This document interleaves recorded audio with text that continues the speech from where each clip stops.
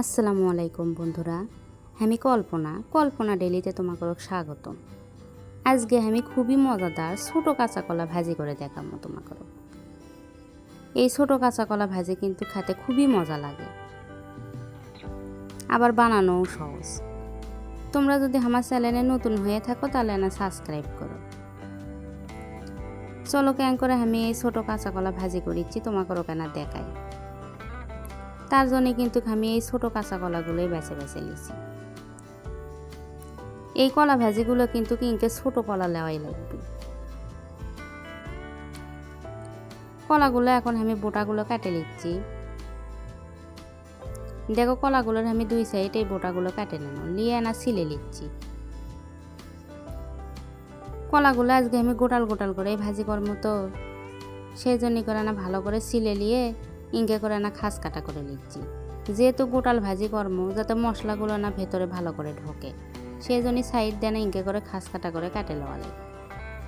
আর কলাগুলো কাটে কিন্তু পানির মধ্যে ভিজে থোয়া লাগবে, তাছাড়া কলা কালো হয়ে যাবে।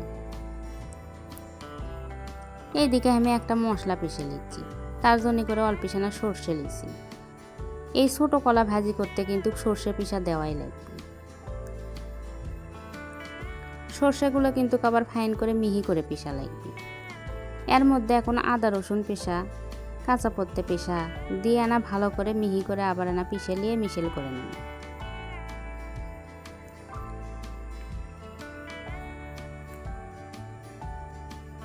তোমরা তো অনেক ধরনের কলা ভাজাই খাসো, কিন্তু কিনকে করে ছোট কলা ভাজি করলে কিন্তু খেতে খুবই মজা লাগে। আর বাজারে এরকম ছোট কলা খুঁজলে কিন্তু পাওয়া যায়। মশলাগুলো আমার পিষে নেওয়া হয়ে গেছে। এইদিকে দেখো কলাগুলো আমি ভিজে থসনো, কলাগুলো এখন ধুয়ে নিছি। দেখো ভিজে থোয়ার কারণে কিন্তু কলাটা বেশি কালো হয়নি। এর মধ্যে এখন স্বাদ অনুযায়ী লবণ আর হলদি দিয়ে দেব।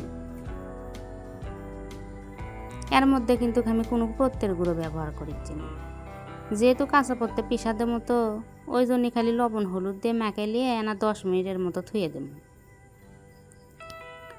10 মিনিট পরে এদিকে আমি জালটা ধরে লিছি হাঁসেলের, লিয়ে তাওয়াতে না বেশি করেই তেল দিছি। ইনকে করে কলা ভাজি করতে না তেল বেশিই লাগে। সবগুলো কলা দিয়ে দিছি এখন তাওয়ার ভিতর, দিয়ে না ঢেকে দেবো, দিয়ে 2-3 মিনিটের মতো আনা জাল দেবো। 2-3 মিনিট পরে দেখো ঢাকনা আলো করে এক পিঠে না উল্টে দেওয়া লাগবে। এই সময় কিন্তু হাঁসেলের জালটা না আস্তে আস্তেই দেওয়া লাগবে, কলাগুলো ভাপে ভাপেই সিদ্ধ হয়ে যাবে। আবার 2 মিনিট পরে ঢাকনা আলো করে আবার না লাড়ে চেড়ে নিচ্ছি। দেখো কলাগুলো কিন্তু ভাজা হয়ে গেছে আর সেদ্ধও হয়ে গেছে। ছোট কলা তো সেদ্ধ হতে বেশি সময় লাগবে না। এখন আনা ছাকনা তুলে তেলগুলো নিংড়ে নিচ্ছে। দেখো খাস কাটার জন্য কিন্তু দেখতে কত সুন্দর লাগছে। ওই তেলের মধ্যে এখন আমি পেঁয়াজ ভেজে নেব। পেঁয়াজগুলো হালকা লাল লাল বাদামি করে ভেজে নেওয়া লাগবে। আর কলা ভেজে লিসনো তো তেলের মধ্যে, ওই জন্য আনা পেঁয়াজগুলো কালচে কালচে লাগিচ্ছে। দেখো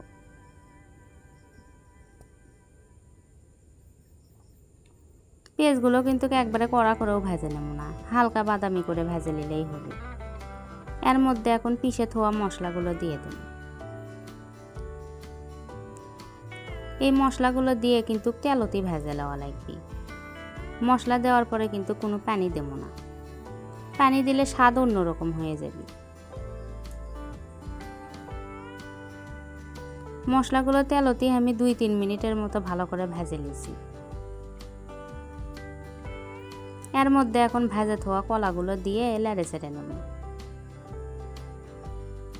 কলাগুলো ভাজার পরে দেখো দেখতে কত সুন্দর লাগছে, মনে হচ্ছে ইনকেই খাই।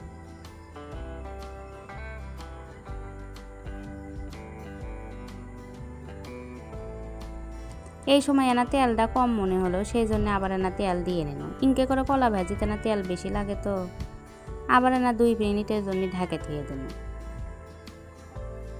যাতে ভাবে ভাবে পেঁয়াজটাও এনা নরম হয়। 2-3 মিনিট পরে দেখো ঢাকনা লক করে আবার এনা লাড়ে চেড়ে দিচ্ছি। আর এই সময় কিন্তু আমি আর হাঁসেলের কোনো জাল দিচ্ছি না, যে তাপ আছে সেই তাপেতেই কিন্তু কলা ভাজাগুলো হয়ে যাবে। কলা ভাজাগুলো আবার একবারে খটখটা ভাজাও করবো না, তো হালকা মাখা মাখাই ধুয়ে দেওয়া লাগবে। ইনকে করে কলা ভাজি করলে কিন্তু গরম ভাতের সাথে খেতে খুবই ভালো লাগে। তোমরা যারা এখনও ইনকে করে ছোট কলা ভাজি করে খাওনি, একদিন হলেও খাইয়ে দেখো, খেতে কিন্তু খুবই মজা লাগে।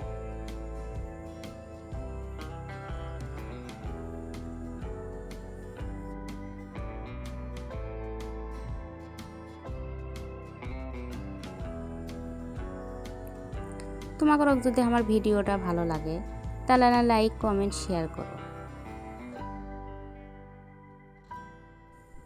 আজকের রাঁধুনি এই পর্যন্তই, দেখা হবে আবার কোনো নতুন রাঁধুনি নিয়ে। আল্লাহ হাফেজ।